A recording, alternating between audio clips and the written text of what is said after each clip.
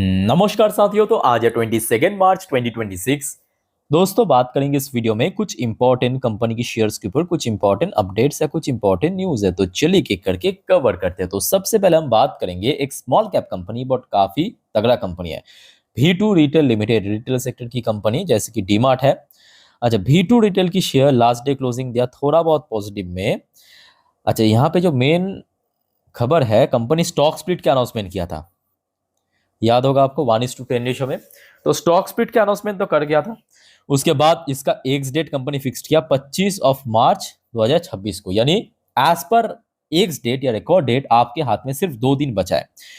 सो आप अगर कल मतलब 23 तारीख, याद रखना, या तो परसों मतलब 24 तारीख, इन 2 दिन में कोई भी दिन खरीद सकते हो, तो आप एलिजिबल शेयर होल्डर बन जाएंगे। ये 1:10 रेशियो में स्प्लिट पाने के लिए, मतलब जो शेयर की फेस वैल्यू कंपनी 10 रुपए से 1 रुपए में चेंज करेगा। ठीक है, तो इसका ब्रेकडाउन भी बहुत सिंपल है।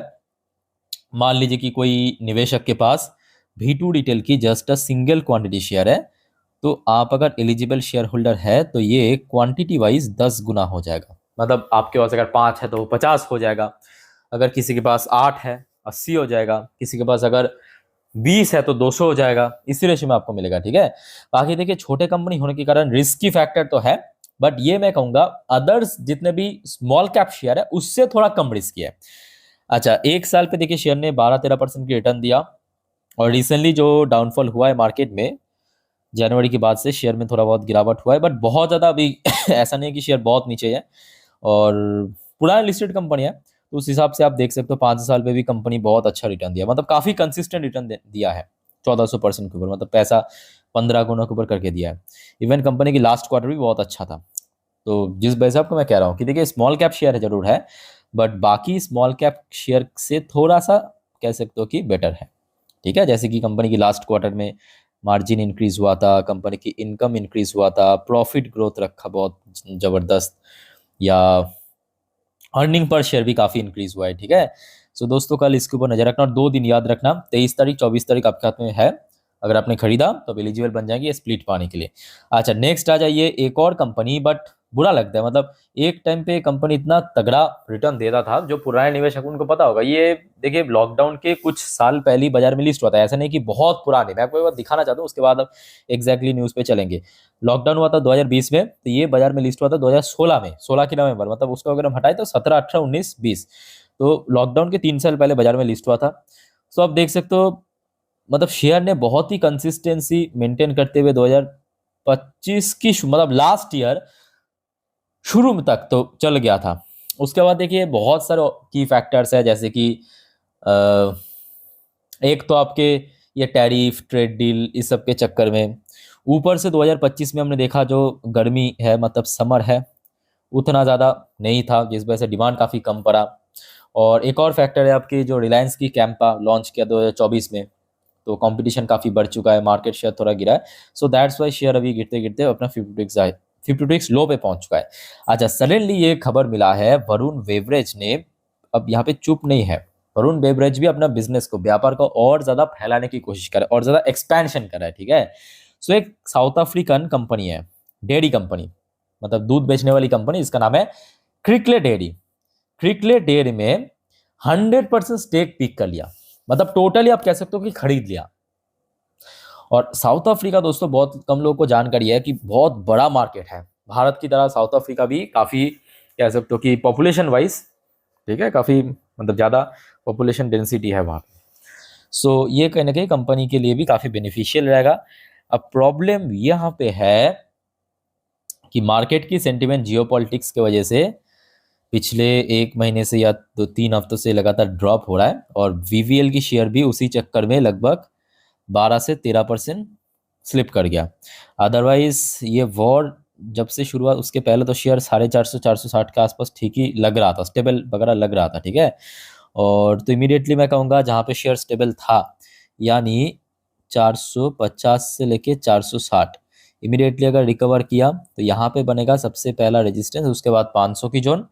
और लोअर साइड में मैं कहूँगा शेयर अभी अपना 52 वीक्स लो पे ही चल रहा है, तो इमीडिएटली 400 का रेंज इंपॉर्टेंट है। तो आशा रखता हूँ कि कल अगर 400 प्लस में ओपन हुआ तो वहाँ पे सपोर्ट मिल जाएगा। ठीक है, अच्छा, फिर आ जाइए आपके लार्सन एंड टुब्रो। अब देखिए लार्सन एंड टुब्रो जो आपको इसके पहले इवन जब से ये वॉर शुरू हुआ, डे वन पे आपको मैं कह दिया था कि Larsen and Toubro, Adani port, I think कि आपको याद है उस टाइम पे आपने देखा होगा कि मेनली जो इसका बिजनेस है, मतलब जो एक बहुत बड़ा रेवेन्यू सोर्स आपके मिडिल ईस्ट से आता है, सऊदी से, दुबई से, यूएई से, कतार से बड़े बड़े प्रोजेक्ट मिलते हैं कंपनी को, मतलब इसके वैल्यूएशन आप कह सकते हो कि मिलियंस नहीं बिलियंस ऑफ डॉलर पे, ठीक है। और ऑब्वियसली एल काफ़ी भरोसेमंद बड़े कंपनी है। सो जिस वजह से वहाँ पे, क्योंकि अभी वॉर के कारण शेयर सबसे ज़्यादा पिट गया है। अब देखिए यहाँ पे मेन मुद्दा ये नहीं है, मेन मुद्दा ये है कि आज कंपनी की मैनेजमेंट की तरफ से थोड़ा पॉजिटिव अपडेट मिला कंपनी की बिजनेस के ऊपर। देखिए क्या कहा कंपनी की मैनेजमेंट ने, little impact of middle east conflict on बीस। तो अभी जो मिडिल ईस्ट में कन्फ्लिक्ट चल रहा है या वॉर चल रहा है, उसका एक मिनिमम इम्पैक्ट या लिटिल इम्पैक्ट देखने को मिलेगा। साथ में ये भी कहा कि कंपनी जिस प्रोजेक्ट के ऊपर काम कर रहा था मिडिल ईस्ट में, उसके 95% प्रोजेक्ट अभी भी ऑन है, मतलब उसके ऊपर अभी भी काम कर रहा है कंपनी, ठीक है। और उसके साथ साथ ये भी मेंशन किया कि सप्लाई चेन अ कंसर्न, तो सप्लाई चेन में डिसरप्शन हो सकता है, ठीक है। एक बार मैं आपको आर्टिकल पढ़ के सुना देता हूँ तो आपको बेटर क्लैरिफाई मिल जाएगा। देखिए, engineering procurement and construction major Larsen and Toubro has not seen any major business impact because of the ongoing Middle East conflict, as nearly 95% of the project are continuing to function। मतलब इसके ऊपर अभी काम चल रहा है, project के ऊपर 95% प्रोजेक्ट के ऊपर काम चल रहा है, ऐसा कंपनी की तरफ से टॉप ऑफिशियल ने कहा, ठीक है। चलो ये तो मैं कहूँगा थोड़ा सा मतलब तसल्ली देगा शेयर होल्डर को, बट उसके साथ साथ ये भी फैक्ट है कि जब तक ये वॉर टोटली खत्म ना हो जाए, मतलब टोटल एंड ना हो जाए, तब तक शेयर में कोई स्ट्रॉन्ग रिकवरी होने का चांस बहुत कम है।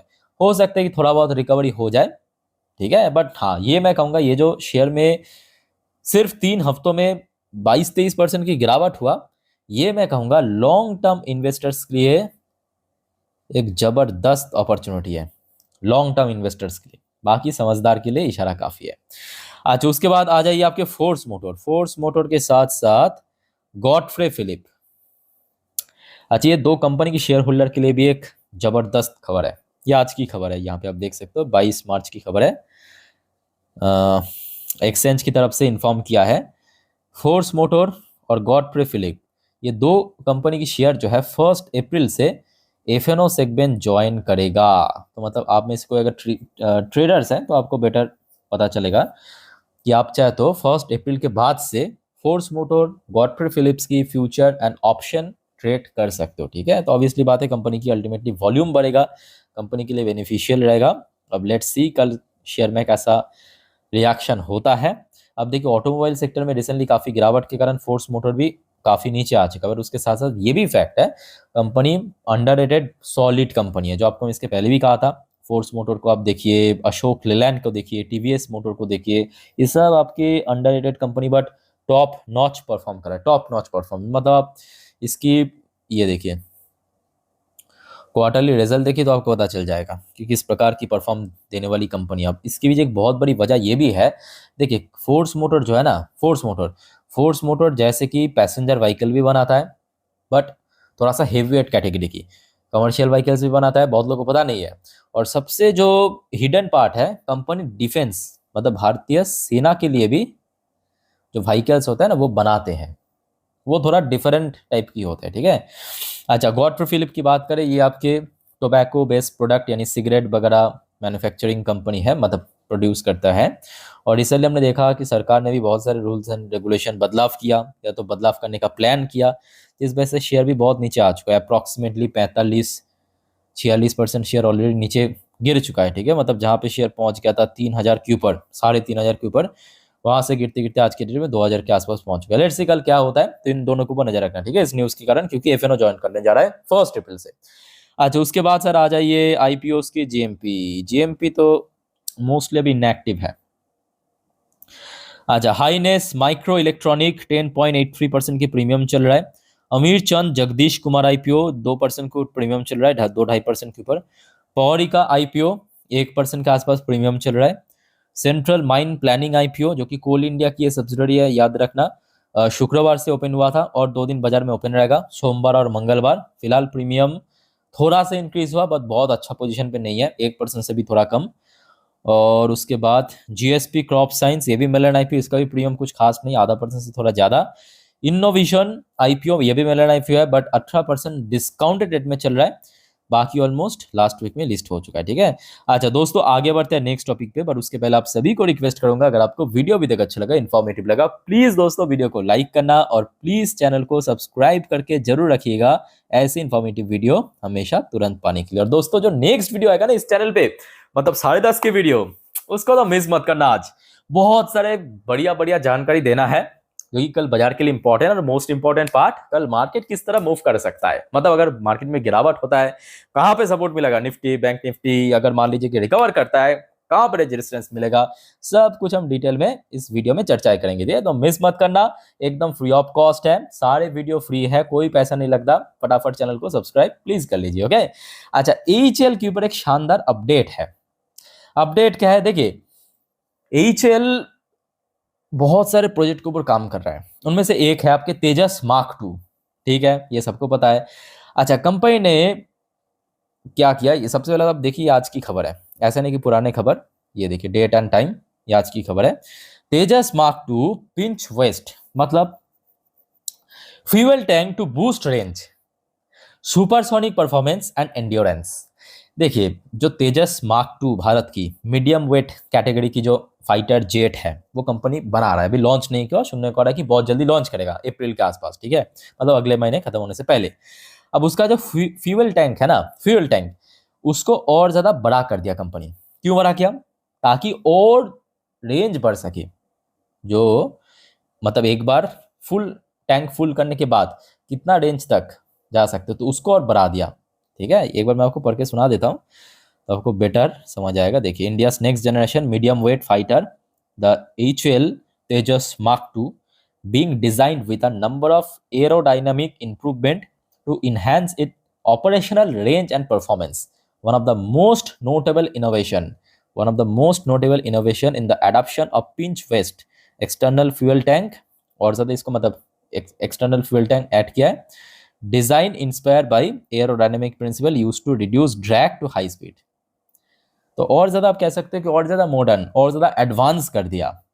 अब देखिए ये तो अच्छी बात है, और उसके साथ साथ देखना होगा कि कंपनी काम खत्म कब तक करता है, क्योंकि ये भी फैक्ट है कि आप चाहे कितने भी प्लान करो, कितने भी कुछ करो, बट अल्टीमेटली एक लिमिटेशन है ना कि कब तक करोगे आप। ऑलरेडी हमने देखा कि मार्क 1 ए को लेके इतना ज़्यादा क्या उस हुआ, इंजन नहीं मिल रहा, डिले हो रहा है, लेट से क्या होता है, और जिसके चक्कर में बेचारा शेयर पिट रहा है। और इमीडिएटली अगर हम बात करें शेयर के लिए, 4000 की लेवल सबसे वाइटल है, जिसको ब्रेक करके रिसेंटली पहुंचा। इस लेवल को अगर शेयर सक्सेसफुली क्रॉस कर गया तो मे भी ऊपर पहुंच सकता है, अदरवाइज थोड़ा स्ट्रगल करेगा।